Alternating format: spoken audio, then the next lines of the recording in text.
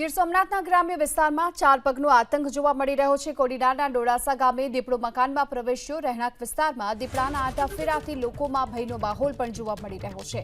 સ્થાનિકોએ વન વિભાગને પણ આ અંગે જાણ કરી છે અને વન વિભાગની ટીમ ઘટના સ્થળ પર પહોંચી છે। તો દીપડાના આટાફેરાથી લોકોમાં ભયનો માહોલ જોવા મળી રહ્યો છે। ગીર સોમનાથના ગ્રામ્ય વિસ્તારોના ચાર પગનો આતંક જોવા મળી રહ્યો છે। ત્યારે કોડીનારના ડોળાસા ગામે દીપડો એક મકાનમાં પ્રવેશ્યો હતો। વન વિભાગને આ અંગે જાણ કરાતા વન વિભાગની ટીમ ઘટના સ્થળે પહોંચી। કોડીનારના ડોળાસા ગામે દીપડો મકાનમાં પ્રવેશ્યો। રહેણાંક વિસ્તારમાં દીપડાના આટાફેરાથી લોકોમાં ભયનો માહોલ પણ જોવા મળી રહ્યો છે।